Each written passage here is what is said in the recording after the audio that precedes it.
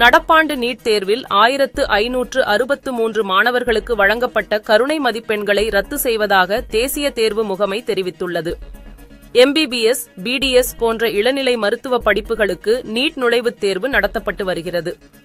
கடந்த மே மாதம் 5ஆம் தேதி நடைபெற்ற இந்த தேர்வை நாட்டில் 23 லட்சம் மாணவர்கள் எழுதினர்.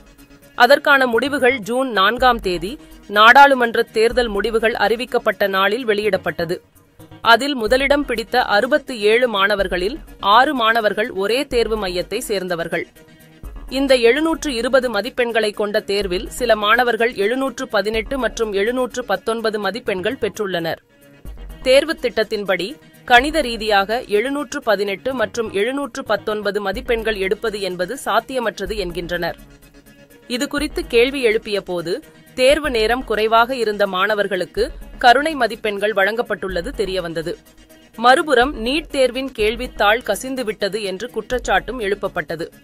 இதனையடுத்து நாடு முழுவதும் நீட் தேர்வு முடிவுகளை எதிர்த்து மாணவர்கள் ஆர்ப்பாட்டம் நடத்தினர். இது தொடர்பாக நீதிமன்றத்தில் வழக்கும் தொடரப்பட்டது.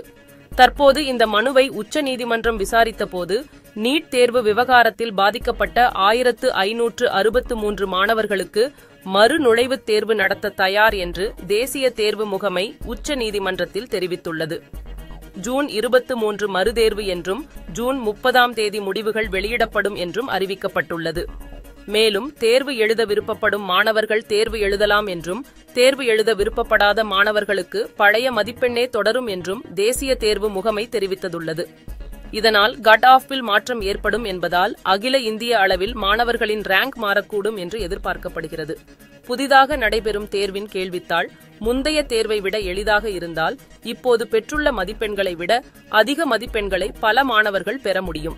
எனவே நீட் தேர்வில் தகுதி பெற்றுள்ள பிற மாணவர்களுக்கு கல்லூரிகளில் இடம் கிடைப்பதில் பாதிப்பு ஏற்படக்கூடும் என்றும் கல்வியாளர்கள் தெரிவித்துள்ளார்.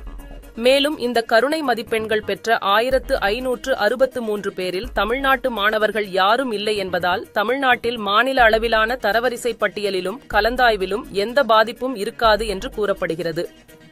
இன்று மாணவர்கள், கல்வியாளர்கள், அரசியல் கட்சிகள் என நீட் தேர்வு குளறுபடிகளை எதிர்த்து கேள்வி எழுப்பி வருகின்றனர். பலர் நீட் தேர்வை தடை செய்யவும் தொடர்ந்து கோரிக்கை வைத்து வருகின்றனர். நாடு முழுவதும் வருடா வருடம் பிரச்சனைகளுடனும் போராட்டங்களுடனும் பேசு பொருளாகி வரும் இந்த நீட் தேர்வுவின் நிரந்தர தீர்வு எப்பொழுது வரும் என்று பலரும் கேள்வி எழுப்பி வருகின்றனர்.